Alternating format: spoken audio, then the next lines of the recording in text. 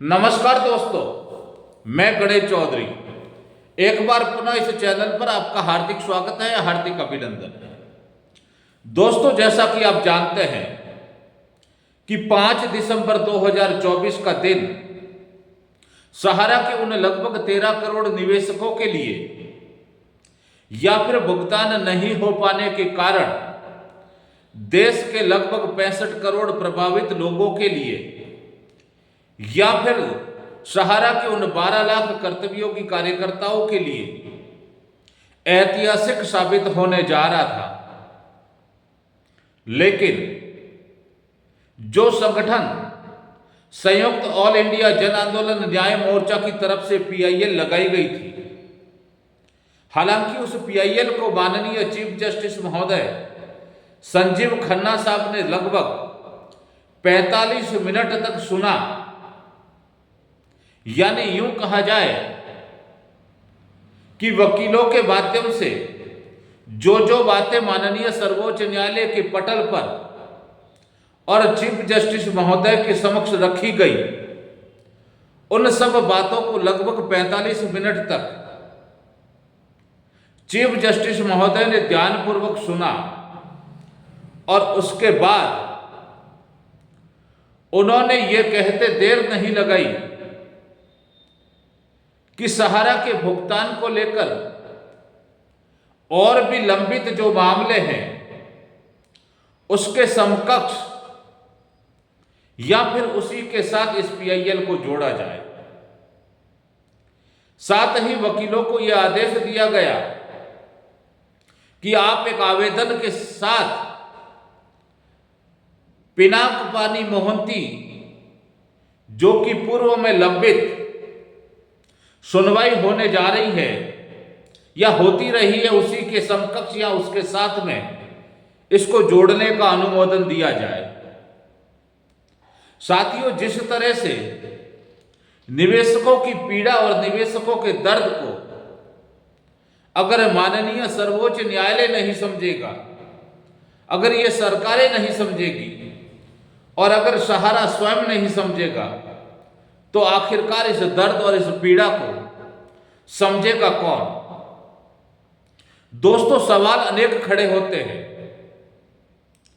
5 दिसंबर 2024 को सहारा सेबी का मुख्य विवाद जो पिछले 12 वर्षों से लंबित है, उसकी भी डेट लगी हुई थी माननीय सर्वोच्च न्यायालय में। लेकिन 3 सदस्यीय बेंच में एक माननीय जस्टिस महोदया के अनुपस्थित रहने के कारण उसकी भी सुनवाई नहीं हो पाई। देश के लगभग सहारा के भुगतान को नहीं होने के कारण प्रभावित 65 करोड़ लोग इस आशा भरी नजरों से टकटकी लगाए हुए माननीय सर्वोच्च न्यायालय की तरफ देख रहे थे कि आज 5 दिसंबर को माननीय सर्वोच्च न्यायालय जरूर कोई ऐतिहासिक फैसला करेगा। लेकिन फैसला तो दूर की बात, माननीय सर्वोच्च न्यायालय में सहारा सेबी के मुख्य विवाद की सुनवाई तक नहीं हो पाई। साथियों, जिस पीआईएल के माध्यम से संगठन माननीय सर्वोच्च न्यायालय की पटल पर पहुंचे थे और इस आशा के साथ कि इस जनहित याचिका को अलग से चीफ जस्टिस महोदय चुनेंगे और इस पर अमल करते हुए देश के लगभग 13 करोड़ निवेशकों के दर्द और पीड़ा को समझेंगे। लेकिन हालांकि यह कहा जाए तो अतिशयोक्ति नहीं है कि उन्होंने सुना जरूर है, लेकिन अपने निर्णय में उन्होंने इस केस को अलग से सुनना पसंद ना करके पूर्व में जो भुगतान को लेकर मामले चल रहे हैं उन्हीं के साथ में टैग करने का आदेश दे दिया। हो सकता है इसमें माननीय सर्वोच्च न्यायालय की व्यस्तता हो या फिर ज्यादा मामलों की सुनवाई होने के कारण उसी मामले के साथ में टैग करने का आदेश दे दिया। लेकिन जिस उम्मीद भरी निगाहों से निवेशक माननीय सर्वोच्च न्यायालय की तरफ टकटकी लगाए हुए देख रहे थे कि कहीं ना कहीं 5 दिसंबर को माननीय सर्वोच्च न्यायालय से एक उम्मीद की किरण जरूर निकलेगी,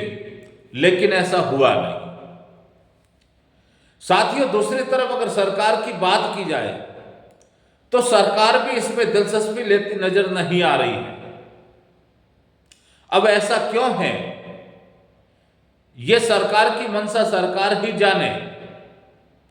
लेकिन मैं समझता हूं कि सरकार को भी आगे आकर और कहीं ना कहीं सहारा को भी आगे आकर इस निवेशकों की पीड़ा और दर्द को समझने की कोशिश करनी चाहिए और जल्द से जल्द समाधान निकालते हुए निवेशकों को भुगतान के रास्ते पर अग्रसर होना पड़ेगा।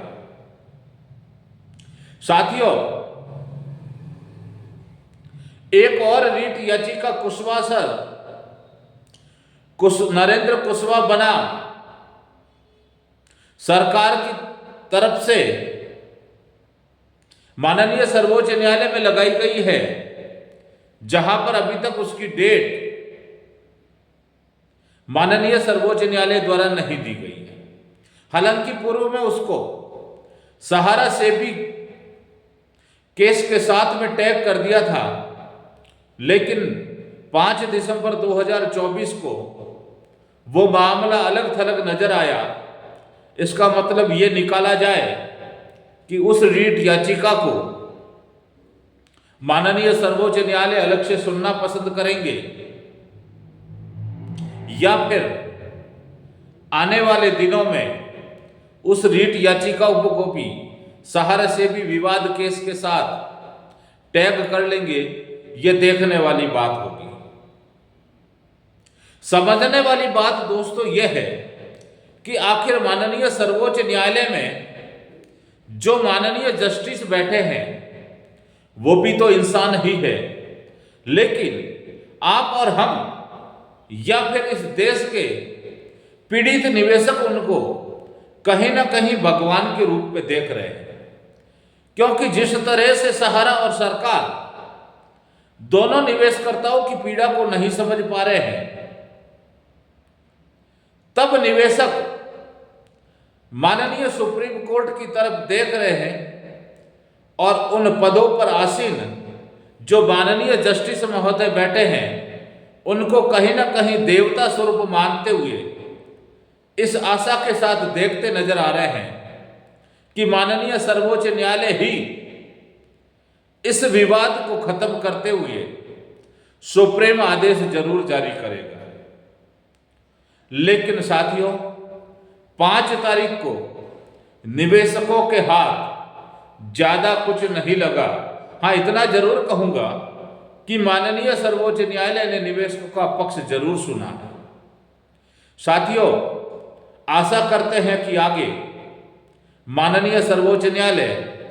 निवेशकों के पक्ष को जरूर सुनेगा और सुप्रीम फैसला भी जरूर देगा। साथियों, अगर ये वीडियो अच्छा लगा हो तो आप शेयर कीजिएगा, साथ में लाइक भी कीजिएगा और चैनल को सब्सक्राइब भी कीजिएगा। धन्यवाद।